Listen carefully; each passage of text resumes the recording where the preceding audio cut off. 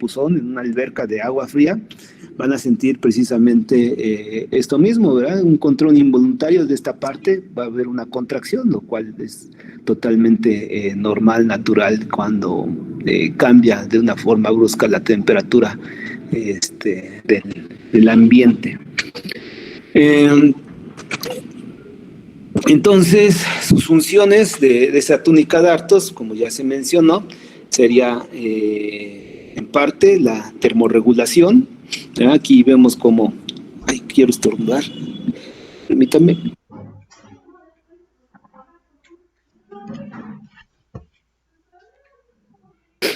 Ah, ya pasó. Profe, disculpe.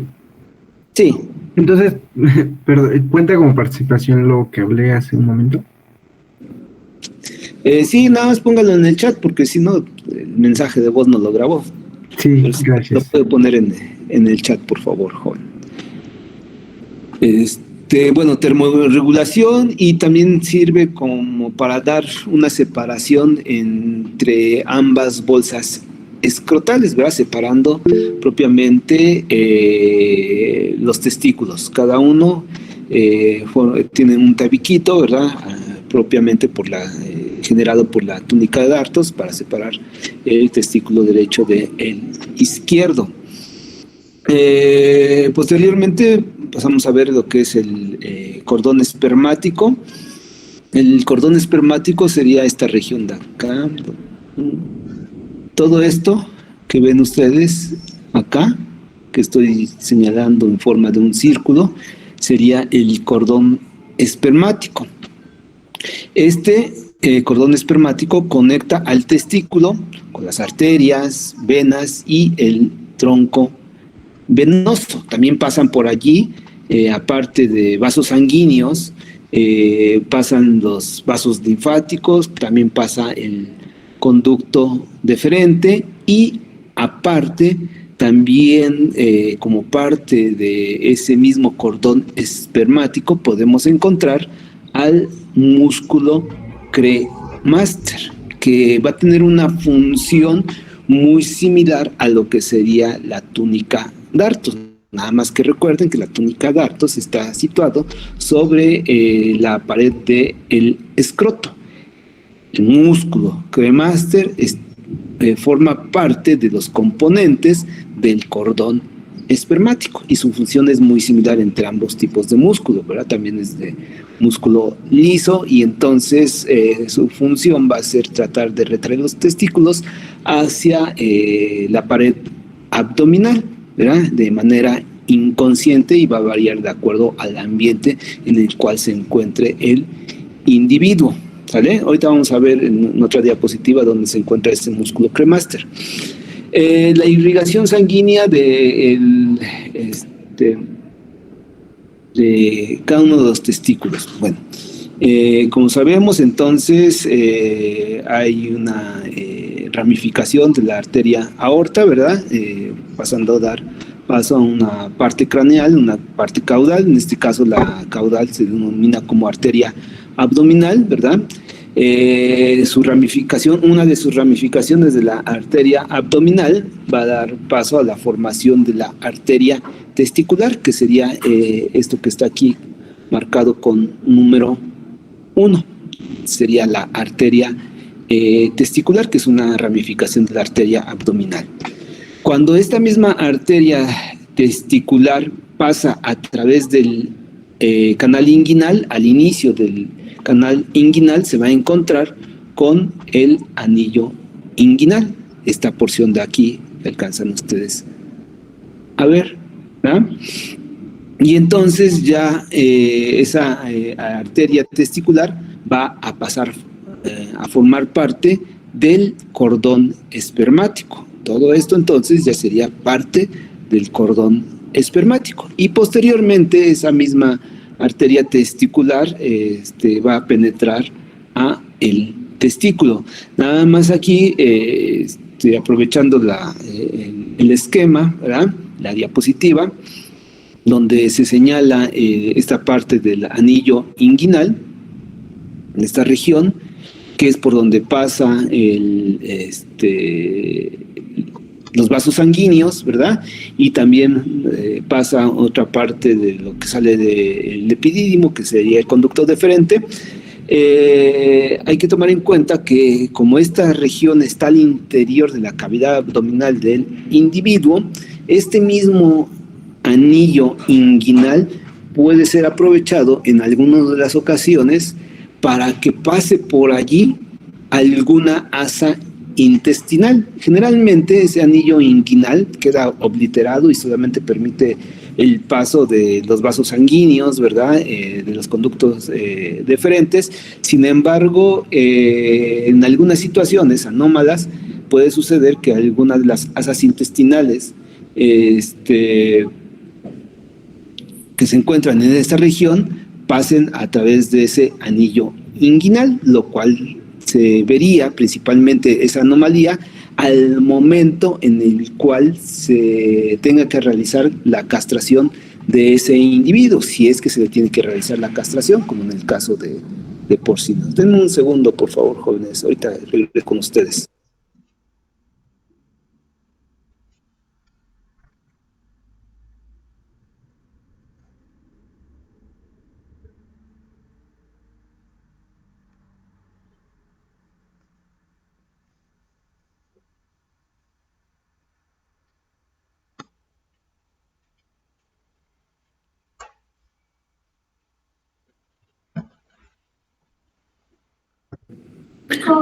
¿Alguna duda hasta aquí, jóvenes? ¿No? Entonces, solamente en esos casos, si son muy observadores y el animal está pasando por este tipo de anomalía, ¿verdad? Que haya una asa intestinal pasado a través del canal inguinal por el anillo inguinal, ¿verdad? Y haya descendido hasta el testículo. Generalmente uno de los testículos suele tener la apariencia de un mayor tamaño. Los testículos como tal son simétricos, o sea, es decir que tienen la misma forma, el mismo diámetro, tanto el derecho como el izquierdo, ¿verdad? Entonces hay una asimetría que nos puede indicar este tipo de problemas. No siempre es fácil de poderlo determinar, ¿verdad? Pero sería una forma en aquellos individuos a los cuales no se les realiza la castración. En aquellos en los cuales se les realiza la castración suele ser un problema precisamente cuando se realiza la castración, porque se retira el testículo y oh sorpresa, junto con el testículo viene también una asa intestinal. Entonces sí es un problema para ese tipo de casos. Bueno, entonces ya está allí. La irrigación sanguínea va a correr a cargo de la arteria abdominal, ¿verdad? Que se ramifica hacia una arteria testicular. Aquí vemos parte de esa arteria testicular. Como se dan ustedes cuenta, esa arteria testicular tiene varias vueltas, está enrollada al nivel del cordón espermático. Todo esto, lo que hay acá, sería parte del cordón espermático, así como vemos de este otro lado derecho. Todo esto pasaría a formar parte del cordón espermático, nada más que del lado izquierdo tenemos a la arteria testicular y del lado derecho podemos encontrar a lo que ya sería el plexo pampiniforme, que es otra red de vasos sanguíneos, pero en este caso serían venas, ¿verdad? Bien, entonces la arteria testicular penetra ya posteriormente hacia su respectivo testículo, se vuelve a ramificar, ¿verdad? Ahora, en vez de ser una arteria, pasa a formar arteriolas y las arteriolas se vuelven a ramificar y forman una red de vasos capilares. Una vez que forman esa red de vasos capilares, de nueva cuenta se empiezan a conjuntar y ahora lo que forman son vénulas. Las vénulas posteriormente se transforman en venas, ahora llamadas entonces como vena testicular, ¿verdad? Y esa misma vena testicular que ahora ya sale del testículo, a nivel del cordón espermático, ¿verdad? Va a formar una especie de red llamada o conocida como plexo pampiniforme, ¿de acuerdo? Entonces todo esto es parte de lo que de cómo se ramificó cada una de las venas testiculares.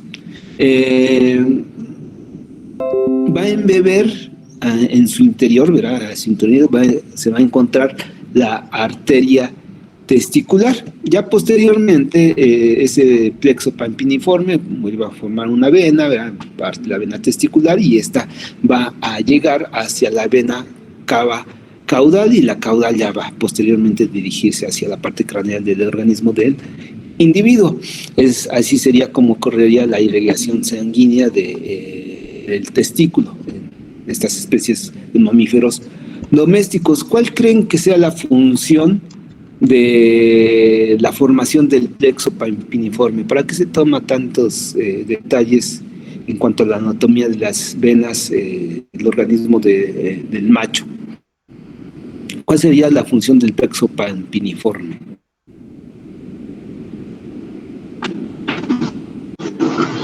Porque es parte de un órgano cavernoso que ocupa esa irrigación. Porque es parte de un órgano cavernoso que bueno, no sé si se refiere a órgano cavernoso, porque en esa región pues sí parecería como una esponja, por lo abultado que es, derivado de la formación del plexo pampiniforme, pero bueno, eso no sería su función. ¿Alguna otra idea de qué sería su función? El plexo pampiniforme.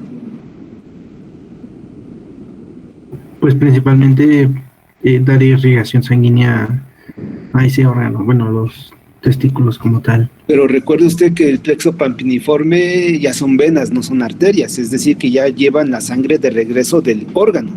El órgano en este caso es el testículo, y esa sangre que traen de regreso ya va posteriormente a enviarse hacia el corazón.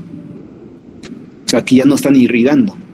Pasaron a irrigar anteriormente a través de las arterias y al testículo, pero ya después ya están regresando. Podría ser entonces en que une las venas y une para que pueda pasar la sangre. Digamos como un puente. Como un puente, ok. El compañero nos dice que nada más es como la formación de un puente. Bueno,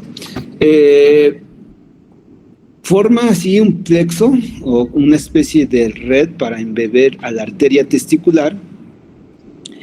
Sí, lleva compuestos de desechos derivados del metabolismo del testículo, pero su principal función de cómo está distribuido este plexo pampiniforme es precisamente para tratar de regular la temperatura de los testículos. Si se dan ustedes cuenta, este vaso sanguíneo que sería la arteria testicular, en vez de tener tantas vueltas, sería mucho más fácil que fuera un vaso sanguíneo recto, llegaría más rápido, ¿verdad? Pero tiene esas vueltas precisamente para dar oportunidad a que la sangre que está en esta región entre en contacto, bueno, no la sangre no entra en contacto, pero sí las paredes de la arteria entre en contacto con las paredes del plexo pampiniforme, para que haya una transferencia de calor por convección, ¿verdad? Por el simple contacto va a haber una transferencia de calor. Recuerden que la sangre que lleva la vena ya es la que va de retorno, ¿verdad? Ya pasó por el testículo, y entonces es una sangre que está más fría, comparativamente hablando, con la sangre que va apenas a irrigar al testículo. Entonces la sangre que trae la arteria testicular trae una temperatura muy similar a la que hay al interior de la cavidad abdominal. Una vez que irriga el testículo, ¿verdad? Esa sangre ya tiene una temperatura menor, ¿verdad? 2 a 3 grados centígrados menor a la que traía anteriormente. Y como posteriormente se forma las venas, ¿verdad? Pasando a formar ese plexo pampiniforme, ese calorcito que ya es menor, ¿verdad? A 2 a 3 grados más o menos, es transferido, ¿verdad? Pues esa temperatura ya menor es transferida o trata de ser transferida hacia la arteria testicular, para que finalmente cuando ya llegue al testículo ya tenga una temperatura menor, ¿sale? Entonces, esa es una de sus funciones principales, y claro está lo que mencionan ustedes también, ¿verdad? Que llevar sustancias de desecho derivadas del metabolismo mismo del parénquima testicular, pero bueno, esa es la función en particular de la formación del plexo pampiniforme. Dentro del mismo cordón espermático ya les había mencionado que también podemos encontrar el músculo cremaster. El músculo cremaster es el que encontramos situado en esta región. Todo esto, cada uno tiene su cordón espermático del lado izquierdo, cordón espermático del lado derecho. En el del lado derecho podemos observar que está aquí todavía sin seccionar parte del músculo cremaster que está rodeando precisamente a el cordón espermático. Aquí lo podemos observar ya con un corte longitudinal sobre ese mismo músculo cremaster, ¿verdad? Aquí, sobre el cordón espermático, ¿vale? Entonces aquí ya está el músculo cremaster, aquí están los conductos deferentes y aquí está la red de vasos sanguíneos. También podemos observar, bueno, ya la superficie de los testículos, ¿verdad? Con su túnica albugínea, y aquí parte de lo que serían las túnicas vaginal, tanto la parte parietal como la parte visceral, y bueno, ya la que mencionamos con la túnica albugínea. Y bueno, el escroto junto con su túnica darts son lo que principalmente hasta el momento hemos mencionado. Bien, eso fue como parte del escroto y el cordón espermático. Como tal, estábamos también describiendo el interior de los testículos. Posteriormente, de los testículos, recuerden ustedes que de estos mismos va a salir los conductos deferentes. Los conductos deferentes, ¿verdad?, que sería esta parte. Recuerden que aquí está la rete testis, todo esto es parte de la rete testis, y posteriormente de la rete testis se forman los conductos eferentes con E. Esos conductos eferentes van a desembocar hacia el epidídimo, de tal manera que el epidídimo lo podemos subdividir en tres grandes regiones, que sería la cabeza, esta región, el cuerpo con el 9 y la cola del epidídimo. Lo que está formando al epidídimo no es otra cosa, conducto epididimario. Entonces los conductos eferentes que conectan al testículo con el epidídimo desembocan hacia el conducto epididimario.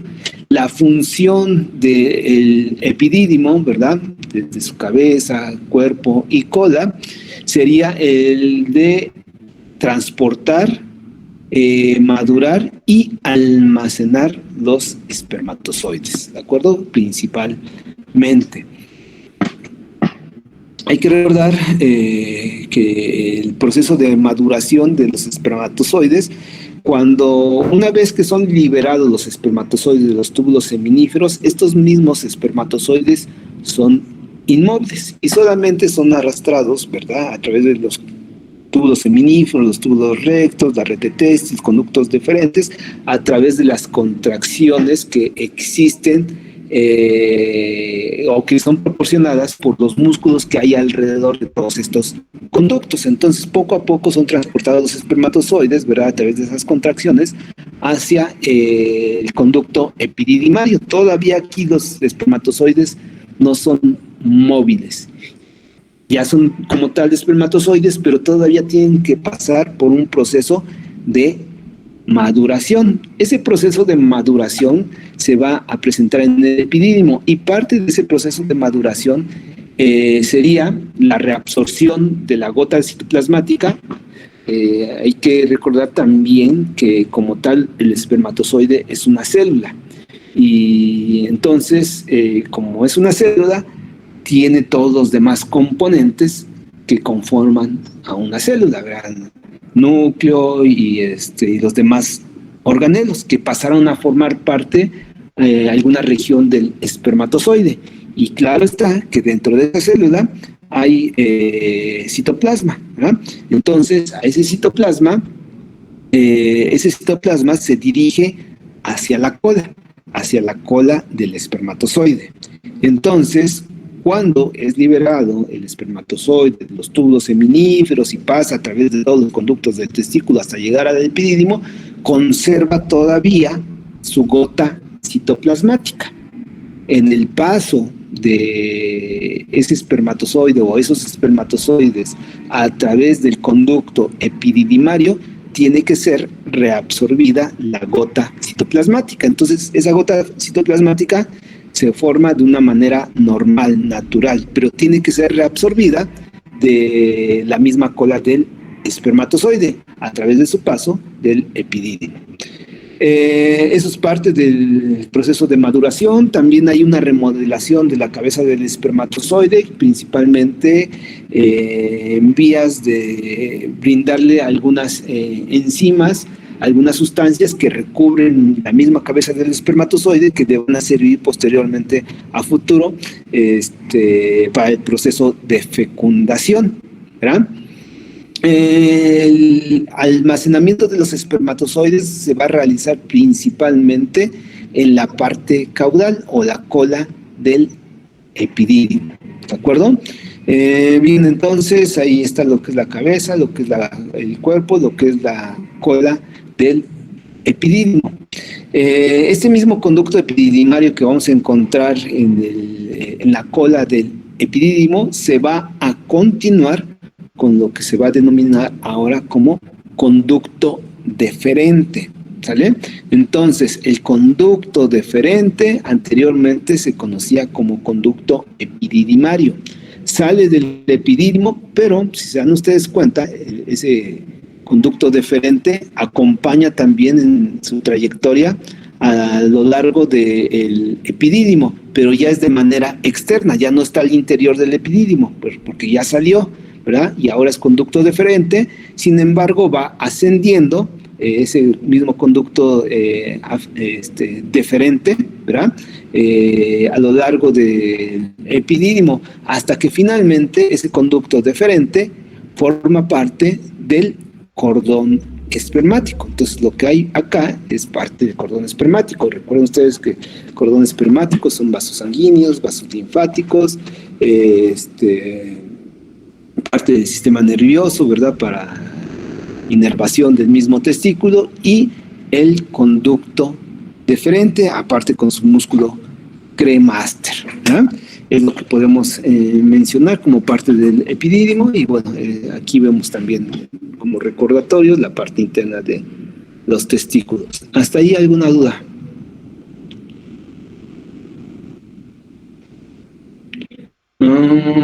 Juan Carlos nos dice: en animales que no tienen mucha actividad física o con problemas con irrigación de sangre, ¿puede haber anomalías con las venas testiculares, así como el varicocele testicular? Sí, serían como especie de varices en el testículo.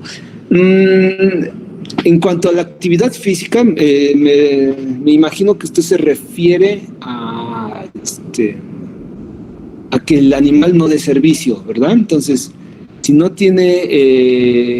da servicio ese animal, si pasaría o tendría algún tipo de problema con la irrigación sanguínea. No, generalmente no, porque en esos animales, aunque no den servicio, los espermatozoides que se producen son también expulsados. Puede haber eyaculaciones espontáneas, ¿verdad? No son propiamente controlados como es controlado en el momento en el cual se da la cópula. Ahí simplemente son expulsados espermatozoides sin ese tipo de contacto físico. También hay contracciones espontáneas, ¿verdad? Desde los testículos alrededor de los conductos deferentes para que sean expulsados los espermatozoides, y generalmente no trae con ningún tipo de problema la falta de actividad física o de servicio del individuo. Problemas testiculares generalmente no. Varicocele se puede llegar a presentar como problemas mismos de la circulación sanguínea, que pueden afectar no solamente a los testículos, también puede afectar a alguna otra región del cuerpo, principalmente las extremidades. Y esto sucede generalmente por una deficiencia en el cierre de las válvulas. Recuerden ustedes que para este caso las venas poseen válvulas, ¿verdad? A diferencia de las arterias, que esas no poseen válvulas porque la presión sanguínea va a correr a cargo principalmente del impulso que les dé a la sangre el corazón. Pero una vez que ya irrigaron esos vasos sanguíneos a su órgano, en este caso el testículo, ya viene de regreso la sangre, y entonces esa presión sanguínea tiende a disminuir. Para que no haya un flujo de retorno de la sangre a través de las venas, son apoyadas por la formación de válvulas, ¿de acuerdo? Para que haya también un cierre de estas mismas válvulas y poco a poco se vaya regresando la misma sangre a través de este vaso sanguíneo. Sin embargo, sí puede llegarse a presentar problemas, ¿verdad?, de una falla en el cierre de estas mismas, ocasionando precisamente lo que menciona o escribe aquí su compañero, como sería la varicocele. También puede llegarse a presentar a lo mejor por algún tipo de golpe que se dé en esta región, que primero se presentaría a lo mejor como una orquitis, pero que posteriormente ya pueda estar derivando en una varicocele. Pueden ser varias las razones por las cuales se llega a formar. Afortunadamente en animales domésticos no es tan común, sí se puede llegar a presentar,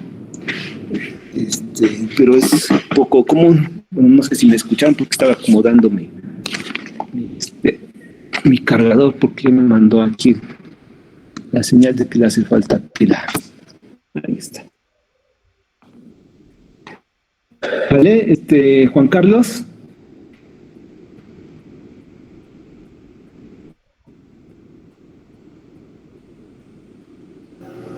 Sí, profe, gracias.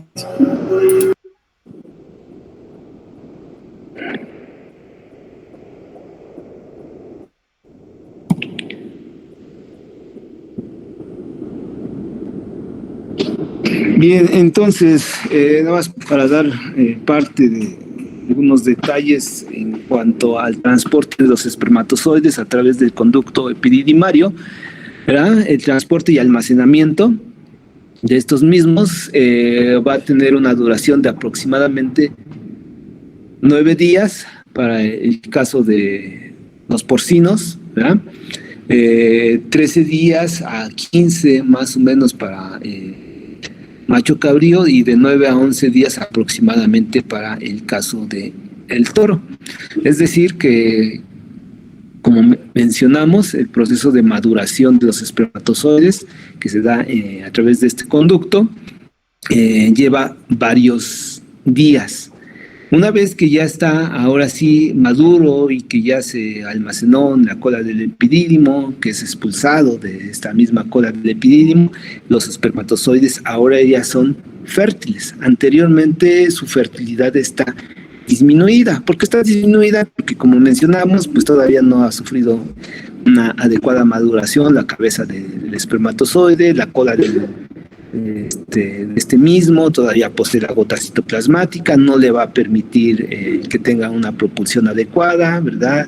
Falta de una remodelación de la cabeza del espermatozoide, no va a poder hacer que este mismo si llega a entrar en contacto con el óvulo, lo pueda fecundar, entonces es infértil para ese momento. Sin embargo, ya una vez que está en la cola y que es expulsado de esta misma, con mucho mayor seguridad, ese mismo espermatozoide va a aumentar su fertilidad, ¿verdad? Entonces, ese proceso de maduración torna la capacidad al espermatozoide de poderse mover y se tornan fértiles.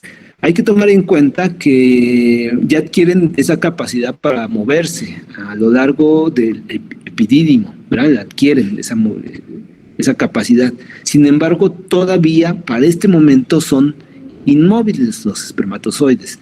Desde que salen de los túbulos seminíferos, pasan a través de todos los conductos del testículo, llegan al epidídimo, todavía son inmóviles. Aunque ya tengan la capacidad, son inmóviles. Pasan al conducto deferente y siguen siendo inmóviles, porque posteriormente del epidídimo, como ya habíamos mencionado, salen a través del conducto deferente, siguen siendo inmóviles los espermatozoides y solamente van a adquirir ya la movilidad, ¿verdad?, cuando entren en contacto con los productos de síntesis de las glándulas accesorias, que vamos a ver un poquito más adelante en las siguientes diapositivas.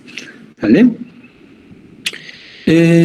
Bien, entonces, como les mencioné, el conducto epididimario, posteriormente, ya que sale de la cola del epidídimo, pasa a formar parte del conducto deferente. En este caso, el conducto deferente es un tubo que sale del extremo distal de la cola del epidídimo. Inicialmente, cuando sale de la cola del epidídimo, ese conducto deferente tiene algunas circunvoluciones, como las que se logran observar aquí, ¿verdad? Algunas asas, algunas vueltecitas que se alcanzan aquí a observar, pero ya posteriormente, después que entran en contacto con esta región de los testículos, ¿verdad?, del cordón espermático, ya se torna más recto el conducto deferente, llegando entonces hacia la región pélvica para unirse posteriormente a la uretra, de tal manera que entonces están los conductos deferentes, acá lo vemos, los conductos deferentes, y posteriormente llegan a la uretra pélvica. Antes de lograrse unir a la uretra pélvica, alrededor de esos conductos deferentes se van a formar algunas glándulas accesorias, ¿verdad? Entonces ese conducto deferente sirve como transporte de los espermatozoides para finalmente llevarlo hacia la uretra pélvica, y en parte de esa unión entre conducto deferente y uretra se forman algunas glándulas accesorias del aparato reproductor del macho, ¿sale? Hoy vamos a ver esas glándulas accesorias que les acabo de decir que se forman. Bien, hasta el momento es hasta donde hemos avanzado, ¿verdad? El conducto deferente que aquí logramos observar.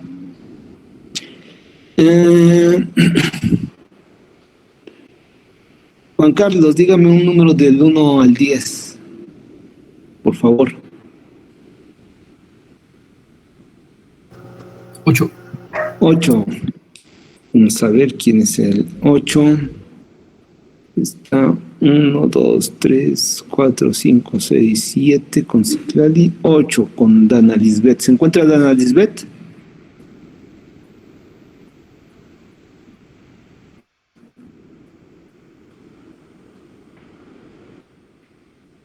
No se encuentra Dana Lisbeth. No escribe en el chat. Habrá ido a tomar un refrigerio. Está, pues entonces, a la siguiente, que está de Dana Lisbeth. Elizabeth Martínez, ¿se encuentra?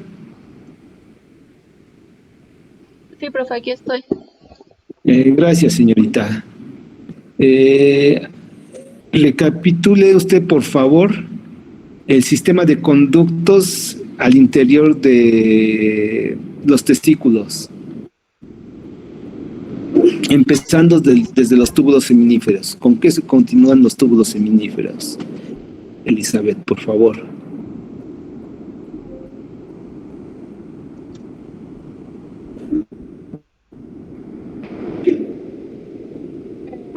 Después de los seminíferos, recuerdo que se conectaban con la red de testis y que estaba al centro del testículo.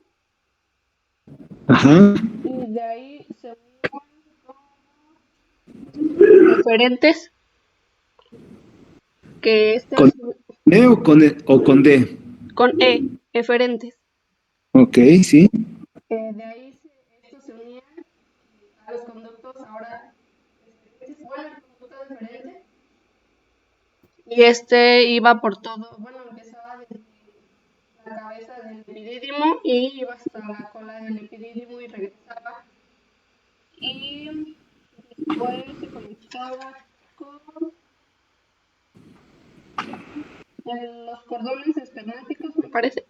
Creo que sí. Bueno, por ahí va, ¿verdad? ¿Quién aquí ayuda a su compañera? Bien, Elizabeth, gracias.